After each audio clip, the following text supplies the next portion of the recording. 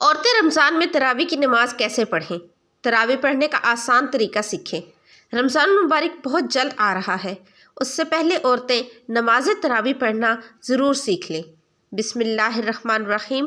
نماز تراویح مستحب عمل ہے اور اس پر تمام علماء اکرام کا اتفاق ہے۔ نیز نماز تراویح قیام اللیل میں شامل ہے، اس لیے قیام اللیل کی ترغیب اور فضائل میں جتنے بھی دلائل کتاب اور سنت میں آئے ہیں ان سب میں نماز تراویح کی فضیلت بھی شامل ہے۔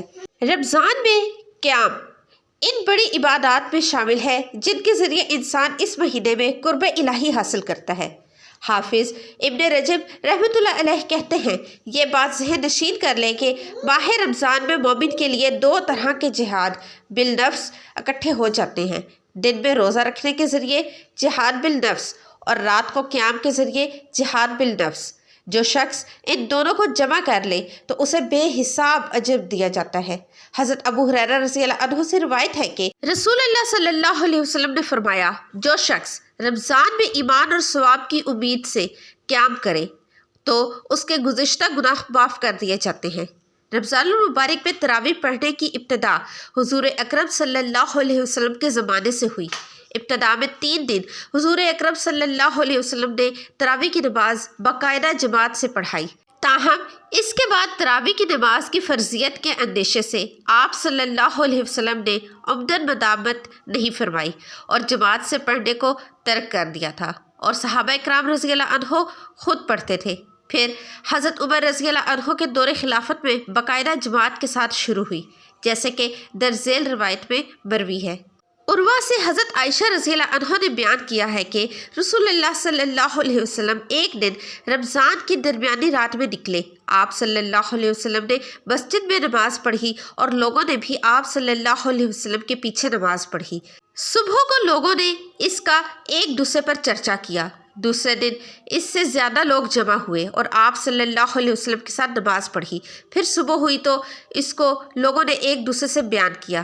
تیسری رات میں اس سے زیادہ آدمی جمع ہوئے، چنانچہ رسول اللہ صلی اللہ علیہ وسلم باہر تشریف لائے۔ آپ صلی اللہ علیہ وسلم نے نماز پڑھی تو لوگوں نے بھی آپ صلی اللہ علیہ وسلم کے ساتھ نماز پڑھی۔ جب چوتھی رات آئی تو مسجد میں لوگوں کا اس میں سمانا دشوار ہو گیا تھا، لیکن آپ صلی اللہ علیہ وسلم صبح کی نماز کے لیے نکلے۔ جب صبح کی نماز ادا کی تو لوگوں کی طرف متوجہ ہوئے اور فرمایا، اما بعد، مجھ سے تم لوگوں کی موجودگی پوشیدہ نہیں تھی، لیکن مجھے خوف ہوا کہ کہیں تم پر فرض نہ ہو جائے اور تم اس کے ادا کرنے سے عاجز آ جاؤ۔ رسول اللہ صلی اللہ علیہ وسلم نے وفات پائی اور حالت یہی رہی۔ پھر عہد صحابہ میں جب یہ اندیشہ نہ رہا تو حضرت عمر رضی اللہ عنہ نے سب کو ایک امام پر اکٹھا کر کے باجماعت تراویح کا فیصلہ کیا، جیسے کہ درج ذیل روایت میں ذکر ہے۔ عبد الرحمن بن عبد القادر نے بیان کیا کہ میں حضرت عمر رضی اللہ عنہ کے ساتھ رمضان کی ایک رات مسجد کی طرف نکلا۔ وہاں لوگوں کو دیکھا کہ کوئی الگ نماز پڑھ رہا ہے اور کہیں ایک شخص نماز پڑھ رہا ہے تو اس کے ساتھ کچھ لوگ نماز پڑھ رہے ہیں۔ حضرت عمر رضی اللہ عنہ نے فرمایا کہ میرا خیال ہے کہ ان سب کو ایک قاری پر متفق کروں تو زیادہ بہتر ہوگا۔ پھر اس کا عزم کر کے ان کو حضرت ابی بن کعب رضی اللہ عنہ پر جمع کر۔ پھر میں ان کے ساتھ دوسری رات میں نکلا، لوگ اپنے قاری کے ساتھ نماز پڑھ رہے تھے تو حضرت عمر رضی اللہ عنہ نے فرمایا کہ یہ نیا کام بہت ہی اچھا ہے، اور وہ نماز جس کے وقت تم سوتے ہو وہ اس سے بہتر ہے جو تم قائم کرتے ہو، یعنی رات کے آخری پہر کی نماز۔ اور لوگ اس وقت رات کی ابتدائی حصے میں یہ قیام کرتے تھے۔ حضرت عائشہ رضی اللہ عنہ فرماتی ہیں کہ رسول اللہ صلی اللہ علیہ وسلم نے رمضان کی ایک رات مسجد میں نماز تراویح پڑھی، لوگوں نے آپ صلی اللہ علیہ وسلم کے ساتھ پڑھی۔ پھر دوسری رات کی نماز میں شرکاء زیادہ ہو گئے۔ تیسری یا چوتھی رات آپ صلی اللہ علیہ وسلم نماز تراویح کے لیے مسجد میں تشریف نہ لائے اور صبح کو فرمایا کہ میں نے تمہارا شوق دیکھ لیا اور میں اس ڈر سے نہیں آیا کہ کہیں یہ نماز تم پر رمضان میں فرض نہ کر دی جائے، چونکہ رسول اللہ صلی اللہ علیہ وسلم نے خود اپنے خلفائے راشدین کی سنت پر عمل کرنے کی تاکید کا حکم دیا ہے، لہٰذا ان کا کیا ہوا عمل بھی خود رسول اللہ صلی اللہ علیہ وسلم کی سنت کے مانند ہے، اور ان کی اطاعت بھی رسول اللہ صلی اللہ علیہ وسلم ہی کی اطاعت ہے۔ لہٰذا جب حضرت عمر رضی اللہ عنہ نے جلیل القدر فقہائے صحابہ کرام رضی اللہ عنہ کی موجودگی میں رمضان المبارک میں باجماعت تراویح کا اہتمام کروایا تو سب نے اس کی تحسین کی، کسی ایک نے بھی نکیر نہیں کی۔ اس لیے تراویح کی نماز سنت مؤکدہ ہے۔ حضور صلی اللہ علیہ وسلم کے بعد سیدنا ابو بکر صدیق رضی اللہ عنہ کے دور خلافت میں داخلی اور خارجی فتنوں کی کثرت اور مدت خلافت کی قلت کی بنا پر اس سنت عظیمہ کے قیام کا موقع نہ مل سکا، لیکن سیدنا عمر فاروق رضی اللہ عنہ نے اپنے دور خلافت میں اس سنت کو جو عارض کی بنا پر موقوف تھی، لیکن اب وہ عارض چونکہ باقی نہیں رہا تھا، جاری فرما دیا۔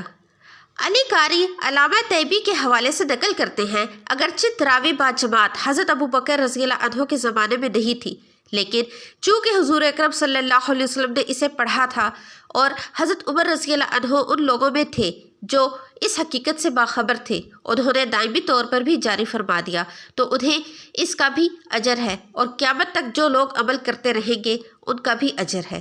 بخاری شریف میں حضرت عائشہ رضی اللہ عنہ کی روایت ہے کہ ایک رات رسول اللہ صلی اللہ علیہ وسلم مسجد میں تشریف لائے اور نماز پڑھی، لوگوں نے آپ کے ساتھ نماز پڑھی۔ ان نمازیوں نے صبح ہونے پر دوسرے لوگوں کو بھی بتایا تو دوسری رات مجمع بہت بڑھ گیا اور حضرت صلی اللہ علیہ وسلم کے ساتھ لوگوں نے نماز ادا کی۔ تیسری رات باتیں سن کر لوگ بہت اکٹھے ہو گئے، حتیٰ کہ مسجد میں جگہ تنگ ہو گئی۔ اس شب صبح کی نماز سے فارغ ہو کر حضور صلی اللہ علیہ وسلم نے لوگوں کو متوجہ ہو کر ارشاد فرمایا، میں خطرہ محسوس کرتا ہوں کہ کہیں تم پر یہ نماز فرض نہ کر دی جائے اور پھر تم اسے پڑھ نہ سکو گے۔ تراویح کی نماز جس طرح مردوں کے لیے پڑھنا ضروری ہے، اسی طرح عورتوں کے لیے بھی اس نماز کو پڑھنا ضروری ہے۔ بہت سی خواتین اس غلط فہمی کا شکار ہوتی ہیں، وہ یہ سمجھتی ہیں کہ شاید تراویح کی نماز صرف مردوں کے لیے پڑھنا ضروری ہے، عورتوں کے لیے اس نماز کو پڑھنا ضروری نہیں ہے، حالانکہ یہ بہت بڑی غلط فہمی ہے۔ یاد رکھیے گا، تراویح کی نماز سنت مؤکدہ ہے، بغیر کسی شرعی عذر کے اگر اس کو چھوڑیں گے تو گناہ گار ہوں گے۔ مرد بھی پڑھیں گے اور عورتوں کے لیے بھی اس نماز کو پڑھنا ضروری ہے۔ اگر عورتیں اس نماز کو بغیر کسی شرعی عذر کے چھوڑ دیں گی تو گناہ گار ہوگی، اس لیے عورتیں بھی اس نماز کو ضرور پڑھیں۔ اب مسئلہ یہ ہے کہ مرد حضرات تو مساجد چلے جاتے ہیں جہاں پر باقاعدہ تراویح کی نماز جماعت کے ساتھ ادا کی جاتی ہے، لیکن خواتین گھر کے اندر اس نماز کو کس طریقے سے پڑھیں؟ اس نماز کے پڑھنے کا طریقہ کیا ہے؟ اس نماز کی نیت کیسے کریں گے؟ اس نماز میں کون سی صورتیں پڑھی جائیں گی؟ سب سے پہلے تو ہم عشاء کے 4 فرض پڑھیں گے۔ عشاء کی نماز کے 4 فرض پڑھنے کے بعد پھر ہم 2 سنت مؤکدہ 2 سنت ادا کریں گے۔ اس کے بعد وتر نہیں پڑھیں گے، پھر 20 رکعت تراویح کی نماز ادا کی جائے گی۔ 20 رکعت تراویح کی نماز پڑھیں گے، 20 رکعت تراویح کی نماز پڑھنے کے بعد پھر وتر پڑھیں گے، 4 فرض پڑھ لیں گے، 2 سنت پڑھ لی، اس کے بعد پھر 20 رکعت تراویح کی نماز ہے اور 20 رکعت 2 رکعت کر کے آپ نے پڑھنی ہے، یعنی 2 رکعت پڑھ کر سلام پھیر دیں گے، پھر اس کے بعد 2 رکعت اسی طرح سے 2 رکعت کر کے آپ نے 20 رکعت تراویح کی نماز ادا کرنی ہے۔ اگر آپ 4 رکعت پڑھتے ہیں تب بھی کوئی حرج نہیں ہے، نماز ہو جائے گی، لیکن بہتر نہیں، مناسب یہ ہے کہ 2 رکعت کر کے پڑھی جائے۔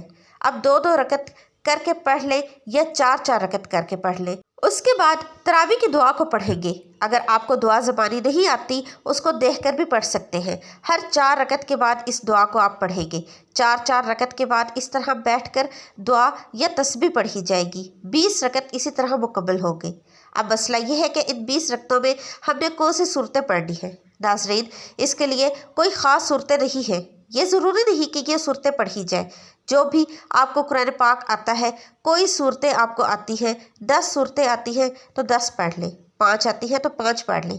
جب وہ 10 صورتیں ختم ہو جائیں گی، ابھی تراویح کی نماز باقی ہے تو پھر دوبارہ سے ان کو دہرا لیں، ابھی بھی باقی ہے تو پھر دوبارہ سے دہرا لیں۔ اسی طریقے سے تراویح کی نماز میں جو صورتیں آپ کو آتی ہیں وہ صورتیں پڑھی جائیں گی اور اسی طریقے سے 20 رکعت تراویح کی نماز ادا کریں گے۔ اگر آپ کو صرف 4 صورتیں آتی ہیں یعنی 4 کل آتے ہیں تو تب بھی آپ کی نماز بالکل آسان طریقے سے ادا ہو جائے گی، یعنی 2 رکعتوں میں آپ نے 2 کل پڑھ لینے ہیں، اس کے بعد پھر 2 رکعتوں میں پھر 2 کل پڑھ لینے ہیں، اس طریقے سے 4 رکعت بھی ہو جائے گی، 4 کل بھی ختم ہو جائیں گے، پھر دوبارہ سے ان کو دہرا لیں، لیکن ترتیب کا خاص خیال رکھیں اور پہلے والی بعد میں نہیں پڑھنی اور بعد والی پہلے نہیں پڑھنی۔ یہ تو تھا کہ تراویح کی نماز ادا کرنے کا طریقہ، اور 20 رکعت ختم ہو جانے کے بعد پھر دعا پڑھیں گے۔ دعا کرنے کے بعد پھر وطر کی نماز ادا کی جائے گی۔ کیونکہ ہم نے پہلے وطر کی نماز نہیں پڑھی تھی، پھر چاہیں تو آگے نفل بھی پڑھ سکتے ہیں، چاہیں تو نہ پڑھیں، وہ آپ کی مرضی ہے۔ وطر پڑھنے کے بعد آپ کی نماز ختم ہو جائے گی۔ یہ نماز تراویح ادا کرنے کا طریقہ ہے۔ عورتوں کے لیے بہتر یہی ہے کہ تنہا تراویح کی نماز پڑھ لیں۔ اگر گھر میں جماعت ہو رہی ہے تو جماعت میں بھی شریک ہو سکتی ہیں، لیکن عورتوں کا امامت کرنا درست نہیں ہے۔ عورتوں کی امامت کی کئی صورتیں ہیں۔ حافظہ خاتون ہے وہ اپنے گھر کے مرد اور عورت کی امامت کرے، یہ ناجائز ہے، اس کے لیے کہ عورتیں مردوں کی امامت نہیں کر سکتی، اور اس کی کوئی مثال بھی نہیں ہے۔ حضرات صحابیات میں بعض بہت بلند مقام کی حامل تھیں۔ حضرت عائشہ کا عمل اور تقویٰ میں صحابہ کی نگاہ میں بلند مقام تھا۔ حضرات صحابہ مشکل مسائل میں ان سے رجوع کیا کرتے تھے، لیکن کوئی ایک واقعہ بھی ایسا مذکور نہیں کہ عورتوں نے مردوں کی امامت کی ہو۔ حدیث میں ہے کہ آپ صلی اللہ علیہ وسلم نے فرمایا، عورتوں کو پیچھے رکھو جیسے اللہ نے ان کو پیچھے رکھا ہے۔ حدیث سے معلوم ہوتا ہے کہ عورتوں کو مردوں سے پیچھے کھڑا ہونا چاہیے، اور اگر عورت کو مردوں کا امام بنا دیا جائے تو عورت کا مردوں کے آگے ہونا لازم ہو جائے گا۔ اس لیے عورتوں کے لیے مردوں کی امامت کرنا ناجائز اور حرام ہے۔ موجودہ حالات میں بعض لوگوں نے یہ بھی سوال کیا ہے کہ گھر میں حافظہ عورت ہے اور مردوں میں کوئی بھی امامت کرنے کا اہل نہیں ہے، یا مرد زیادہ قرآن یاد نہیں کرتے، کیا عورت اپنے محرم مردوں کی امامت کر سکتی ہے؟ ظاہر ہے کہ اس کا حکم بھی عدم جواز کا ہے۔ مرد حضرات جس طرح فرض نماز ادا کرتے ہیں، اسی طرح تراویح کی نماز بھی ادا کریں گے۔ اللہ پاک ہمیں بہتر عمل کرنے کی توفیق عطا فرمائے اور ہمارا خاتمہ ایمان پر فرمائے، آمین۔ ناظرین، کامنٹ باکس میں اللہ کے 99 ناموں میں سے ایک نام ضرور ٹائپ کیجیے گا۔ ویڈیو کو لائک اور چینل کو سبسکرائب کر کے جائیے گا۔ ملتے ہیں نئی ویڈیو میں، تب تک کے لیے اللہ حافظ۔